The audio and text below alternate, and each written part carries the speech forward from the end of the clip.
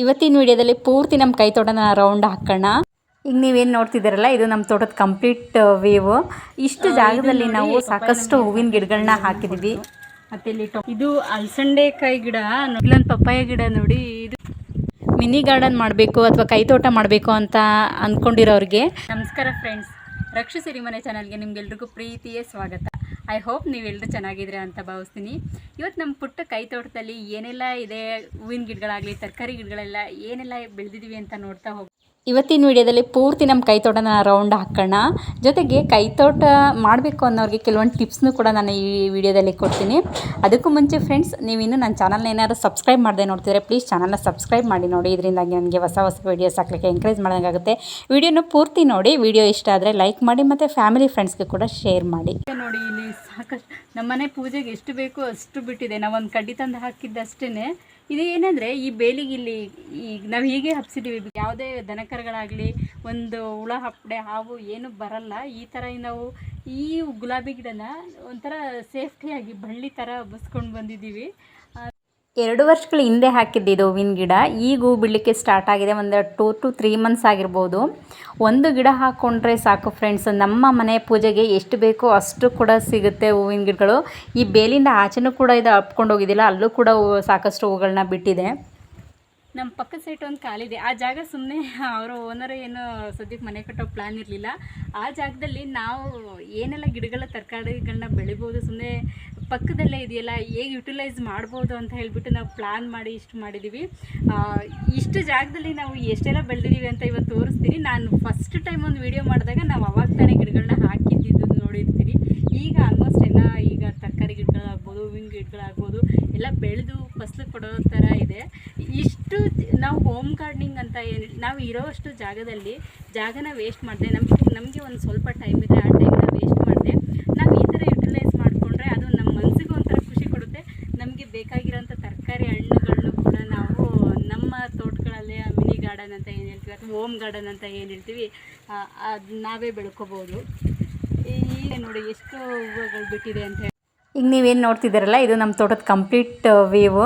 ಇಷ್ಟು ಜಾಗದಲ್ಲಿ ನಾವು ಸಾಕಷ್ಟು ಹೂವಿನ ಗಿಡಗಳನ್ನ ಹಾಕಿದ್ದೀವಿ. ಮೊದಲಿಗೆ ನಾವು ನಮ್ಮ ತೋಟದಲ್ಲಿ ಬೆಳೆದಿರೋವಂಥ ಹೂವಿನ ಗಿಡಗಳನ್ನ ನೋಡ್ತಾ ಹೋಗೋಣ. ಈಗೇನು ನೋಡ್ತಾ ಇದ್ದೀವಲ್ಲ, ಇದು ವೈಟ್ ಕಲರ್ ರೋಸಾ ಗಿಡ. ಇದು ಅಷ್ಟೇ ತುಂಬ ದೊಡ್ಡದಾಗಿ ಬಿಡುತ್ತೆ. ಮೊದಲು ನೋಡಿದ್ದು ಸ್ವಲ್ಪ ಚಿಕ್ಕದಾಗಿತ್ತು, ಅದು ಬಳ್ಳಿ ಗುಲಾಬಿ ಗಿಡ ಅಂತ ಹೇಳ್ಬಿಟ್ಟು. ಇದು ಒಂದು ಕಡ್ಡಿ ನೆಟ್ಟಿದೆ ಅಷ್ಟೇ 2 ವರ್ಷದ ಹಿಂದೆ. ಈಗ ಒಂದು ದೊಡ್ಡ ಮರವಾಗೇ ಬೆಳೆದಿದೆ. ಈಗ ಗಿಡದ ತುಂಬ ಹೂವು ಬಿಡುತ್ತೆ. ಮನೆ ಪಕ್ಕದಲ್ಲಿ ಈ ಥರ ಮುಳ್ಳಿನ ಗಿಡಗಳನ್ನ ಬೆಳೆಸೋದ್ರಿಂದ ಅಡ್ವಾಂಟೇಜಸ್ಸು ಇದೆ. ಈ ರೀತಿ ಖಾಲಿ ಜಾಗ ಇರೋ ಕಡೆ ಹಾವುಗಳು ಬರೋ ಸಂಭವ ಜಾಸ್ತಿ ಇರುತ್ತೆ, ಮತ್ತು ಏನಾದರೂ ಹುಳ ಹಪ್ಪಡೆಗಳು ಕೂಡ ಬರೋ ಅಂಥ ಸಂಭವ ಜಾಸ್ತಿ ಇರುತ್ತೆ. ಈ ರೀತಿ ನಾವು ಮುಳ್ಳಿನ ಗಿಡಗಳನ್ನ ಬೆಳೆಸೋದ್ರಿಂದ ಹಾವುಗಳು ಇದ್ರ ಮೇಲೆ ಹತ್ಕೊಂಡು ಬರ್ಲಿಕ್ಕಾಗಲ್ಲ, ಅದರಿಂದ ಸೇಫ್ ಆಗ್ಬೋದು. ನಮ್ಮ ತೋಟದಲ್ಲಿ ಸುಮಾರು ಗುಲಾಬಿ ಗಿಡಗಳೇ ಒಂದು 3 ಕಲರ್ ಗುಲಾಬಿ ಗಿಡಗಳನ್ನ ಹಾಕಿದ್ದೀನಿ. ಇನ್ನೊಂದು ರೆಡ್ ಕಲರ್, ಇಲ್ಲೊಂದು ರೋಸಾ ಇದೆ. ಇದು ಕೂಡ ರೆಡ್ ಕಲರ್ ರೋಸಾ. ಇದು ಡಬಲ್ ಕಲರ್ ಅಂತ ಹೇಳ್ತೀವಿ ಫ್ರೆಂಡ್ಸ್. ಇದು ಡಬಲ್ ಕಲರ್ ಬಿಡುತ್ತೆ. ಈ ಥರ ಪಿಂಕು ಇದೆ, ಮತ್ತು ಇದು ಬ್ರೈಟ್ ಪಿಂಕು ಮತ್ತು ಲೈಟ್ ಪಿಂಕು 2 ಥರನೂ ಬಿಡುತ್ತೆ. ತುಂಬ ಚೆನ್ನಾಗಿದೆ. ಇದು ಕೂಡ ಮಗ್ಗಾಗ್ತಾ ಇದೆ. ಇಲ್ಲಿ ನೋಡಿ, ಇದು ಒಂದೇ ಗಿಡದಲ್ಲಿ 2 ಟೈಪ್ಸ್ ಬಿಡುತ್ತೆ.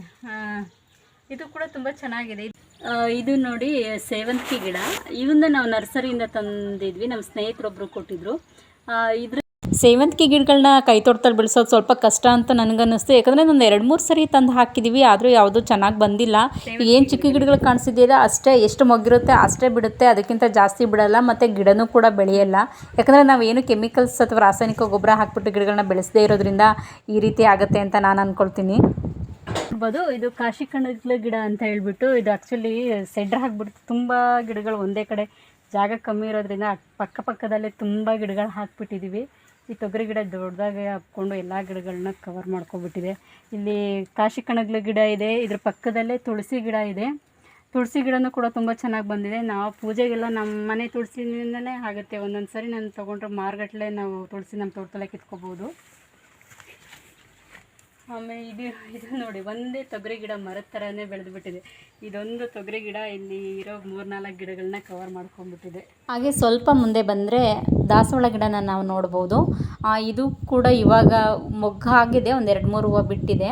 ಹಾಗೆ ಮುಂದೆ ಬಂದರೆ ಇಲ್ಲಿ ವೈಟ್ ಕಲ್ಲರು ಇಲ್ಲಿ ಕಾಶಿ ಕಣಗ್ಲ ಗಿಡನೂ ಇದೆ, ಮತ್ತು ವೈಟ್ ಕಲರ್ ಮಲ್ಲಿಗೆ ಗಿಡ ಅಂತ ಹೇಳಿರ್ತೀವಲ್ಲ, ಕಾಕಡ ಗಿಡ ಅಂತ ಹೇಳ್ತೀವಲ್ಲ, ಆ ಗಿಡಗಳನ್ನು ಇದೆ. ಇದು 2 ಗಿಡಗಳಿದೆ. ಈ 2 ಗಿಡಗಳು ಇವಾಗ ಹೂವು ಬಿಡೋಕ್ಕೆ ಸ್ಟಾರ್ಟ್ ಆಗಿದೆ. ತುಂಬ ದಿನ ಹತ್ತತ್ರ 2 ವರ್ಷ ಆಯಿತು ನಾನು ಈ ಗಿಡಗಳನ್ನ ಹಾಕಿ. ಈಗ ಹೂವುಗಳು ಬಿಡೋಕ್ಕೆ ಸ್ಟಾರ್ಟ್ ಆಗಿದೆ. 1 ಮೊಳವರೆಗೂ ಸಮ್ಟೈಮ್ಸ್ 2 ಮೊಳ ಹೂ ಸಿಗುತ್ತೆ ಈ 2 ಗಿಡಗಳಿಂದ. ತುಂಬ ನನಗಂತೂ ಈ ಹೂವಿನ ಗಿಡನ ಬೆಳೆಸಬೇಕು ಅನ್ನೋದು ನಂಗೆ ತುಂಬ ಆಸೆ ಆಗಿತ್ತು. ಅದು ಎಷ್ಟು ಸಾರಿ ನಾನು ನನ್ನ ತಂಗಿ ಮನೆಯಿಂದ ತಂದು ಹಾಕಿದ್ನೋ, ಬಟ್ ಬರ್ತಾನೆ ಇರಲಿಲ್ಲ. ಈ ಸರಿ ಚೆನ್ನಾಗಿ ಕೂತಿದೆ ಮತ್ತು ಎಷ್ಟು ಚೆನ್ನಾಗಿ ಹೂವು ಬಿಡ್ತಾ ಇದೆ ಅಂತ ನೋಡಿ. ಇಲ್ಲಿ ನಮಗೆ ಯಾವುದೇ ಒಳ್ಳೆ ಕೆಲಸ ಆಗಬೇಕಾಗ್ಲಿ ಅಥವಾ ನಮ್ಮ ಜೀವನದಲ್ಲಿ ಏನೇ ಒಳ್ಳೇದಾಗಬೇಕಾಗ್ಲಿ, ಒಳ್ಳೇದು ಸಿಗಬೇಕಾದ್ರೆ ಕೂಡ ನಾವು ವೆಯ್ಟ್ ಮಾಡಬೇಕು. ನಮಗೆ ಹಿಂಗೆ ಹಾಕಿದ ತಕ್ಷಣ ಹಿಂಗೆ ಸಿಗಬೇಕಂದ್ರೆ ಯಾವುದೂ ಸಿಗಲ್ಲ. ತಾಳಿದವನು ಬಾಳಿಯನು ಅಂತ ಹೇಳ್ತಾರೆ. ಹಾಗೆ ನಾವು 2 ವರ್ಷ ವೆಯ್ಟ್ ಮಾಡೋದಕ್ಕೆ ನಮ್ಮ ಈ ಕೈತೋಟ ಇವತ್ತು ಕಣ್ಣು ತುಂಬಿ ಬರೋ ಥರ ಇದೆ. ಇದಿಷ್ಟು ಹೂವಿನ ಗಿಡಗಳು ನೋಡಿದ್ವಿ. ಅದು ಬಿಟ್ಟು ಬೇರೆ ಇನ್ನೇನಿದೆ ಅಂತ ನೋಡ್ತಾ ಹೋಗೋದಾದರೆ, ಇದು ಬಿನ್ನಿಸ್ ಕಾಯಿ ಗಿಡ ಫ್ರೆಂಡ್ಸ್. ಇದು ನಾವು 1.5 ತಿಂಗಳಾಗಿತ್ತು ಅನಿಸುತ್ತೆ ಹಾಕಿ. ಇವಾಗ ಕಾಯಿ ಬಿಡ್ತಾ ಇದೆ. ಕಾಯಿ ಎಷ್ಟು ಕಾಳು ದಪ್ಪ ಇದೆ ಅಂದರೆ ತುಂಬ ಚೆನ್ನಾಗಿದೆ, ತುಂಬ ಟೇಸ್ಟೂ ಇದೆ. ಆಲ್ರೆಡಿ ನಾವು 2 ಟೈಮ್ಸ್ ಇದನ್ನು ಬಿಡಿಸ್ಕೊಂಡು ಸಾಂಬಾರು ಮಾಡಿದ್ದೀವಿ. ತುಂಬ ಚೆನ್ನಾಗಿ ಬಂದಿದೆ. ಒಂದು 5ರಿಂದ 6 ಲೈನ್ ಹಾಕಿದ್ವಿ ಅಷ್ಟೇ. ಅಷ್ಟು ಲೈನ್ಸಲ್ಲಿ ನಮಗೆ ಮನೆಗೆ ಎಷ್ಟು ಬೇಕೋ ಅಷ್ಟು, ಅದಕ್ಕಿಂತ ಹೆಚ್ಚಾಗಿ ಕೂಡ ನಮಗೆ ಸಿಗ್ತಾ ಇದೆ ಅಂತ ಹೇಳ್ಬೋದು. ನನಗೆ ಇದನ್ನೆಲ್ಲ ನೋಡ್ತಿದ್ರೆ, ನಾವು ಚಿಕ್ಕ ವಯಸ್ಸಲ್ಲಿ ನಮ್ಮ ತಂದೆ ಆಲೂಗೆಡ್ಡೆ ಮತ್ತು ಅದ್ರ ಮಧ್ಯದಲ್ಲಿ ಈ ಥರ ತಿಂಗಳುಳ್ಳಿಕಾಯಿ ಗಿಡ ಅಂತ ಹೇಳ್ತೀವಿ. ನಮ್ಮ ಕಡೆ ತಿಂಗಳುಳ್ಳಿಕಾಯಿ ಅಂತ ಹೇಳ್ತೀವಿ. ಹಾಕಿ ಯಾವಾಗಲೂ ಆ ಸೀಸನಲ್ಲಿ ಆಲೂಗೆಡ್ಡೆ ಮತ್ತು ತಿಂಗಳುಳ್ಳಿಕಾಳು ಸಾಂಬಾರು. ಹಾಗೆ ನನಗೆ ನನ್ನ ಬಾಲ್ಯನ ನೆನಪಿಸುತ್ತೆ ನಾವು ಇವಾಗ ಬೆಳೀತಾ ಇರೋವಂಥ ಕೈತೋಟ. ಇದ್ರ ಜೊತೆಗೆ ನನ್ನ ಹಸ್ಬೆಂಡ್ ಏನು ಮಾಡಿದ್ದಾರೆ ಅಂದರೆ, ಈ ಲೈನಲ್ಲೇ ಮಧ್ಯದಲ್ಲಿ ಒಂದೊಂದು ಆಲೂಗೆಡ್ಡೆ ಗಿಡನೂ ಕೂಡ ಹಾಕಿದ್ದಾರೆ. ಆ್ಯಕ್ಚುಲಿ ಊರ ಕಡೆ ಆಲೂಗೆಡ್ಡೆ ಬೆಳೆಯುವಾಗ ಆಲೂಗೆಡ್ಡೆ ಮಧ್ಯದಲ್ಲಿ ಈ ಕಾಳನ್ನ ಹಾಕಿದರೆ, ಇವರು ನಮ್ಗೆ ಇಲ್ಲಿ ಜಾಗ ಕಮ್ಮಿ ಇರೋದ್ರಿಂದ ಮಧ್ಯದಲ್ಲಿ ಒಂದೊಂದು ಆಲೂಗೆಡ್ಡೆನೂ ಕೂಡ ಹಾಕಿದ್ದೀವಿ. ಅದು ಕೂಡ ಹೂವಾಗಿದೆ. ಆಲೂಗೆಡ್ಡೆನೂ ಕೂಡ ಸಿಗುತ್ತೆ ಇನ್ನು ಸ್ವಲ್ಪ ದಿವಸ. ಹಾಗೆ ಇನ್ನು ಸ್ವಲ್ಪ ನಾವು ಮುಂದೆ ಬಂದರೆ ಅಲಸಂಡೆಕಾಯಿ ಗಿಡ ಅಂತ ಹೇಳ್ತೀವಲ್ಲ, ಅಲಸಂಡೆಕಾಯಿ ಗಿಡ ನೋಡೋಣ. ಅದಕ್ಕೆ ಮುಂಚೆ ಆಲೂಗೆಡ್ಡೆ ಗಿಡಗಳನ್ನ ನೋಡಿ. ಇದು ಒಂದು ಲೈನು ಪೂರ್ತಿ ಆಲೂಗೆಡ್ಡೆನೇ ಹಾಕಿದ್ದೀವಿ. ಬಿನ್ನಿಸ್ ಗಿಡದಲ್ಲಿ ಮಧ್ಯದಲ್ಲಿ ಒಂದೊಂದು ಹಾಕಿದ್ವಿ. ಅದಲ್ಲೇ ನೋಡಿ, ಈ ಲೈನ್ ಮಾತ್ರ ಫುಲ್ ಕವರ್ ಮಾಡಿದ್ದಾರೆ. ಒಂದು ಲೈನಲ್ಲಿ ಇರಲಿ ಅಂತ ಹೇಳಿಬಿಟ್ಟು. ಯಾವುದೂ ಹೋಗಿಲ್ಲ. ನಾವು ಎಷ್ಟು ಹಾಕಿದ್ವಿ ಅಷ್ಟು ಕೂಡ ಆಲೂಗೆಡ್ಡೆ ಚೆನ್ನಾಗಿ ಬಂದಿದೆ. ಹೂ ಬಿಟ್ಟಿದೆ ನೋಡಿ. ಇದು 3 ತಿಂಗಳು ಬೇಕನ್ಸುತ್ತೆ. ಪಪ್ಪಾಯ ನಮಗೆ ಸಾಕಷ್ಟು ಹಣ್ಣುಗಳನ್ನ ಕೊಡ್ತು. ಮತ್ತು ಇಲ್ಲಿ ಟೊಮೊಟೊ ಗಿಡಗಳು, ಸ್ವಲ್ಪ ಟೊಮೊಟೊ ಗಿಡಗಳು ಹಾಕಿದ್ದೀವಿ. ಇನ್ನು ಇವಾಗ ಆಗಿದೆ. ಆಮೇಲೆ ಇಲ್ಲಿ ಬಂದರೆ ಇದು ಅಲಸಂಡೆಕಾಯಿ ಗಿಡ ನೋಡಿ. ಎಷ್ಟು ಈ ಲೈನ್ 2 ಲೈನ್ ಮಾತ್ರ ಅಲಸಂಡೆಕಾಯಿ ಗಿಡ ಹಾಕಿದ್ವಿ. ಎಷ್ಟು ಒಪ್ಕೊಂಡಿದೆ ಅಂದರೆ, ಆ್ಯಕ್ಚುಲಿ ನಾನಿದು ಬೇಡ ಅಂತ ಹೇಳ್ತಿದ್ದೆ. ಯಾಕಂದರೆ ಬೇರೆ ಗಿಡಗಳಿಗೆ ಇದು ಜಾಗ ಕೊಡಲ್ಲ, ಎಲ್ಲ ಗಿಡಗಳ ಮೇಲೂ ಹಬ್ಬಿಡುತ್ತೆ ಅಂತ. ಇವರು ಹಸ್ಬೆಂಡ್ ಏನೋ ಭಾಳ ಇಷ್ಟಪಟ್ಟು ಹಾಕಿದ್ರು. ಚೆನ್ನಾಗಿ ಬಿಟ್ಟಿದೆ ಕಾಯಿಗಳೆಲ್ಲ ನೋಡಿ. ತುಂಬ ಬಟ್ ಏನು ಪ್ರಾಬ್ಲಮ್ ಅಂದರೆ, ಜಾಗ ಕಮ್ಮಿ ಇರೋದ್ರಿಂದ ಎಲ್ಲ ಗಿಡಗಳ ಮೇಲೆಲ್ಲ ಹಬ್ಕೊಂಡ್ಬಿಟ್ಟಿದೆ ನೋಡಿ. ಎಷ್ಟು ಚೆನ್ನಾಗಿ ಬಿಟ್ಟಿದೆ. ಇಲ್ಲಿ ಮೂಲಂಗಿ ಜೊತೆಗೆ ಮಧ್ಯದಲ್ಲಿ ಒಂದು ಮೂಲಂಗಿ ಗಿಡಗಳನ್ನ, ಕೆಲವೊಂದು ಮೂಲಂಗಿ ಗಿಡಗಳನ್ನ ಹಾಕಿದ್ದೀವಿ.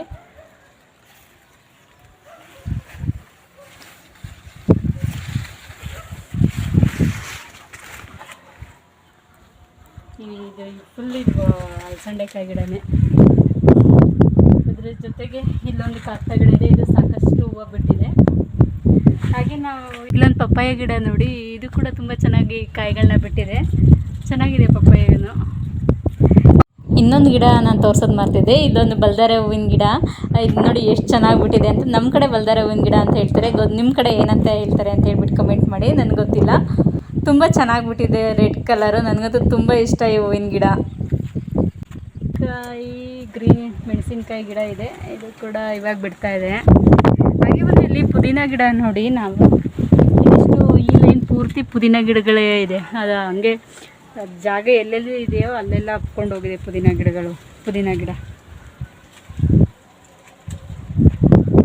ಹಾಗೆ ಇಲ್ಲಿ ದಾಳಿಂಬೆ ಗಿಡ ಇದೆ. ಇದು ದಾಳಿಂಬೆ ಗಿಡನೂ ಈಗ ಬೆಳೀತಾ ಇದೆ. ಮತ್ತು ಇಲ್ಲಿ ಒಂದು ಹಾಗಲಕಾಯಿ ಗಿಡ ಹಾಕಿದ್ದೀವಿ. ಮೂಲಂಗಿ ನೋಡಿ. ಇದೆಲ್ಲ ಮೂಲಂಗಿ ಇವಾಗ ಕಿತ್ಕೊಂಡಿದ್ವಿ. ತುಂಬ ಸಾಕಷ್ಟು ಮೂಲಂಗಿ ಗಿಡಗಳೆಲ್ಲ ಇದೆ. ಹೀಗೆ ಹೀಗೆ ಫ್ರೆಂಡ್ಸ್ ಈಗ ನೋಡಿದ್ರಲ್ಲ ನಮ್ಮ ಪುಟಾಣಿ ತೋಟನ ಹೇಗಿದೆ ಅಂತ ಹೇಳ್ಬಿಟ್ಟು. ಈಗ ನಾವು ಇರೋ ಜಾಗನ ವೇಸ್ಟ್ ಮಾಡಿದೆ ಮತ್ತು ನಮಗಿರೋ ಟೈಮ್ನ ಕೂಡ ವೇಸ್ಟ್ ಮಾಡಿದೆ ನಾವು ಈಗ ಯೂಟಿಲೈಸ್ ಮಾಡ್ಕೊಂಡಿದ್ದೀವಿ. ಮತ್ತು ನಾವು ಇದಕ್ಕೆ ಬೇರೆ ಇನ್ನೊಂದು ವಿಷಯ ನಾನು ಹೇಳಲೇಬೇಕು. ಇದಕ್ಕೆ ನಾವೇನು ರಾಸಾಯನಿಕ ಗೊಬ್ಬರ ಯಾವುದು ಆರ್ಗ್ಯಾನಿಕ್ ಆಗಿ ನಾವು ಬರೀ ನೀರು ಹಾಕ್ಕೊಂಡು ನಮ್ಮ ಮನೆ ಏನು ಕಸ ವೇಸ್ಟ್ ಇರುತ್ತಲ್ಲ ಆ ಕಸನ ಹಾಕ್ಕೊಂಡು ನಾವು ಬೆಳೆಸಿದ್ದೀವಿ. ಚೆನ್ನಾಗೇ ಬಂದಿದೆ ಅಂತ ಹೇಳ್ಬೋದು. ಇದರಿಂದ ನಿಮ್ಗೆ ಏನಾದರೂ ಐಡಿಯಾ ಬಂತು ಅಂದರೆ ಅದು ಖುಷಿನೇ. ಖಂಡಿತವಾಗ್ಲೂ ನಾವು ಬೆಳ್ಕೋಬೋದು ನಾವು ಇರೋ ಅಷ್ಟು ಜಾಗದಲ್ಲಿ. ನಿಮ್ಗೆ ಏನನ್ನಿಸ್ತು ನಮ್ಮ ಪುಟ್ಟ ತೋಟ ಅಂತ ಹೇಳ್ಬಿಟ್ಟು ಕಮೆಂಟ್ ಮಾಡಿ ಹೇಳಿ. ಮಿನಿ ಗಾರ್ಡನ್ ಮಾಡಬೇಕು ಅಥವಾ ಕೈತೋಟ ಮಾಡಬೇಕು ಅಂತ ಅಂದ್ಕೊಂಡಿರೋರಿಗೆ ನಾನು ಶುರುನಲ್ಲೇ ಹೇಳಿದೆ ಕೆಲವೊಂದು ಟಿಪ್ಸ್ ಮತ್ತು ಐಡಿಯಾಸ್ ಕೊಡ್ತೀನಿ ಅಂತ. ಫ್ರೆಂಡ್ಸ್, ನಿಮ್ಮ ಮನೆ ಪಕ್ಕದಲ್ಲಿ ಖಾಲಿ ಜಾಗ ಇತ್ತು ಅಂದರೆ ಅದನ್ನು ನೀವು ಆರಾಮಾಗಿ ಯುಟಿಲೈಸ್ ಮಾಡ್ಕೋಬೋದು. ನಿಮಗೆ ಹೆಚ್ಚೇನು ಖರ್ಚು ಬರಲ್ಲ, ಏನು ಇನ್ವೆಸ್ಟ್ ಮಾಡ್ದೇ ನಿಮ್ಮ ಹತ್ರ ಇರೋ ಅಂಥ ಸುತ್ತಮುತ್ತ ಇರೋ ಅಂಥ ಐಟಮ್ಸ್ನೇ ಉಪಯೋಗಿಸ್ಕೊಂಡು ನೀವು ಚಿಕ್ಕದಾಗಿ ಒಂದು ಗಾರ್ಡನ್ ಥರ ಮಾಡ್ಕೋಬೋದು. ನಾವೇನು ಮಿನಿ ಗಾರ್ಡನ್ ಮಾಡಿದ್ದೀವಲ್ಲ, ಇದಕ್ಕೆ ನಾವೇನು ಇನ್ವೆಸ್ಟ್ ಮಾಡಿಲ್ಲ. ನಾವು ನಮ್ಮ ಮನೆ ಕಟ್ಟೋ ಟೈಮಲ್ಲಿ ಮಿಕ್ಕಿದಂಥ ಇಟ್ಟಿಗೆ ಕಲ್ಲುಗಳನ್ನ ಉಪಯೋಗಿಸಿದ್ವಿ. ಮತ್ತು ಶೆಡ್ ಕಟ್ಟಿದ್ವಲ್ಲ, ಅದು ಶೀಟ್ ಇತ್ತು. ಆ ಶೆಡ್ಡನ್ನು ನಾವು ತೆಗೆದ್ಮೇಲೆ ಶೀಟು ಮಿಕ್ಕಿತ್ತು. ಆ ಶೀಟನ್ನು ಉಪಯೋಗಿಸ್ಕೊಂಡು ನಮ್ಮ ಮನೆಯವರು ಸುತ್ತ ಬೇಲಿ ಥರ ಮಾಡಿ ಅದಕ್ಕೆ ಒಂದು ಹಿತ್ಲು ಅಂತ ಹೇಳ್ತೀವಲ್ಲ, ಒಂದು ಗೇಟ್ ಥರನೂ ಮಾಡಿ ಸೇಫ್ಟಿಯಾಗಿ ಮಾಡ್ಕೊಂಡಿದ್ದೀವಿ. ಇದರಿಂದಾಗಿ ಯಾವುದೇ ದನಕರ ಆಗಲಿ ಏನೂ ಒಳಗಡೆ ಬರಲ್ಲ. ಈ ರೀತಿಯಾಗಿ ಮಾಡಿಕೊಂಡು ನಾವು ಗಿಡಗಳನ್ನ ಮತ್ತು ತರಕಾರಿನ ಬೆಳ್ಕೊಳ್ತಾ ಇದ್ದೀವಿ. ಎಲ್ರಿಗೂ ಕೂಡ ಇಂಥ ಅವಕಾಶ ಸಿಗಲ್ಲ, ಯಾಕಂದರೆ ಡೆವಲಪ್ ಆಗಿರೋ ಏರಿಯಾಗಳಲ್ಲಂತೂ ಖಾಲಿ ಸೈಟ್ಗಳು ಇರೋದಿಲ್ಲ. ಅಂಥವ್ರು ಏನು ಮಾಡ್ಬೋದು ಅಂದರೆ ಪಾಟ್ಗಳಲ್ಲೂ ಕೂಡ ಗಿಡಗಳನ್ನ ಬೆಳೆಸ್ಬೋದು, ಇಲ್ಲ ಟೆರೆಸ್ ಗಾರ್ಡನ್ನ ಮಾಡ್ಬೋದು. ಇದಕ್ಕೆ ಮುಂಚೆ ನಾವು ಕೂಡ ಟೆರೆಸ್ ಗಾರ್ಡನ್ನೇ ಮಾಡಿದ್ವಿ. ಅಲ್ಲಿ ಒಂದು 7-8 ಪಾಟ್ಗಳನ್ನ ಇಟ್ಟು ಅಲ್ಲಿ ಸಾಕಷ್ಟು ಗಿಡಗಳನ್ನ ಬೆಳೆದಿದ್ವಿ. ಕೊತ್ತಂಬರಿ, ಮೆಣಸಿನ್ಕಾಯಿ ಆಗ್ಬೋದು, ದೊಡ್ಡಪತ್ರೆ ಆಗ್ಬೋದು, ಹೀಗೆ ಸುಮಾರು ಗಿಡಗಳನ್ನ ಅಲ್ಲಿ ಬೆಳೆದ್ವಿ. ಅದಾದಮೇಲೆ ನಮಗೆ ಈ ಜಾಗ ನೋಡಿದ ಮೇಲೆ ಯುಟಿಲೈಸ್ ಮಾಡ್ಬೋದಲ್ಲ ಅಂತ ಹೇಳಿಬಿಟ್ಟು ನಾವು ಕೈತೋಟನ ಮಾಡ್ಕೊಂಡಿದ್ವಿ. ಇನ್ನು ಕೈತೋಟದಲ್ಲಿ ನಾವು ತುಂಬ ಸುಲಭವಾಗಿ ಏನು ಖರ್ಚಿಲ್ಲದೆ ಮತ್ತು ಗಿಡಗಳು ಹಾಳಾಗದೇ ಇರೋವಂಥ ಬೆಳೆ ಯಾವುದು ಅಂತ ಹೇಳಿದ್ರೆ ಪಪ್ಪಾಯ ಹಣ್ಣು ಫ್ರೆಂಡ್ಸ್. ನಾವು ತುಂಬ ಈಸಿಯಾಗಿ ಪಪ್ಪಾಯ ಗಿಡಗಳನ್ನ ನಾವು ಕೈತೋಟದಲ್ಲಿ ಬೆಳೆಸ್ಬೋದು. ನಮ್ಮನೆ ಕೈತೋಟದಲ್ಲಿ ಸುಮಾರು 5-6 ಪಪ್ಪಾಯ ಗಿಡಗಳಿದೆ. ನಮಗೆ ಪ್ರತಿನಿತ್ಯ ಹಣ್ಣುಗಳು ಸಿಗುತ್ತೆ. ಜೊತೆಗೆ ಹೂವಿನ ಗಿಡಗಳು ನಾನು ಹಾಗೆ ಹೇಳ್ದಂಗೆ ಸಾಕಷ್ಟು ಗುಲಾಬಿ ಹೂವಿನ ಗಿಡಗಳು ಆಗ್ಬೋದು, ಮತ್ತು ಕಾಶಿ ಕಣಗಿಲೆ ಗಿಡ, ದಾಸವಾಳ ಗಿಡ, ಈ ಥರ ಸಾಕಷ್ಟು ಹೂವಿನ ಗಿಡಗಳನ್ನ ನಾವು ತೋಟದಲ್ಲಿ ಬೆಳೆಸ್ಬೋದು. ಅದ್ರ ಜೊತೆಗೆ ನಾವು ಬಿನ್ನಿಸ್ ಕಾಳಾಗ್ಬೋದು, ಮತ್ತು ಅಲಸಂಡೆಕಾಯಿ ಗಿಡ ಆಗ್ಬೋದು, ಮತ್ತು ನಾವು ಸಾಕಷ್ಟು ತರಕಾರಿ ಗಿಡಗಳನ್ನ ಕೂಡ ನಾವು ಬೆಳೆದಿದ್ದೀವಿ. ಈ ಮೂಲಂಗಿ, ಬದನೆಕಾಯಿ ಆಗ್ಬೋದು, ಹಾಗಲಕಾಯಿ ಗಿಡಗಳು, ಹೀರೆಕಾಯಿ ಗಿಡಗಳು, ಇವೆಲ್ಲ ನೀವು ಸೈಡಲ್ಲಿ ಹಾಕ್ಕೊಂಡು ಹೋದರೆ ಹಾಗೆ ಹಬ್ಕೊಂಡು ಹೋಗ್ಬಿಡುತ್ತೆ, ಈಸಿಯಾಗಿ ಬರುತ್ತೆ. ಇದಕ್ಕೆ ನಾವೇನು ಹೆಚ್ಚು ಕಷ್ಟನೂ ಪಡೋಂಗಿಲ್ಲ, ಖರ್ಚು ಏನೂ ಇಲ್ಲ. ಜಸ್ಟ್ ನೀರು ಹಾಕ್ಕೊಂಡು ಹೋದರೆ ಸಾಕು, ಆರಾಮಾಗಿ ಈಸಿಯಾಗಿ ಇಂಥ ಬೆಳೆಗಳನ್ನ ನಾವು ಕೈತೋಟದಲ್ಲಿ ಬೆಳಿಬೋದು. ಜೊತೆಗೆ ಕೊತ್ತಂಬರಿ, ಪುದೀನ, ಹಸಿಮೆಣಸಿನಕಾಯಿ, ಈ ಥರದ ಗಿಡಗಳನ್ನೆಲ್ಲ ಏನೂ ತೊಂದರೆ ಇಲ್ದಂಗೆ, ಏನು ಹುಳಗಳು ಬೀಳಲ್ಲ, ಆರಾಮಾಗಿ ನಾವು ಕೈತೋಟದಲ್ಲಿ ಬೆಳ್ಕೊಬೋದು ಫ್ರೆಂಡ್ಸ್.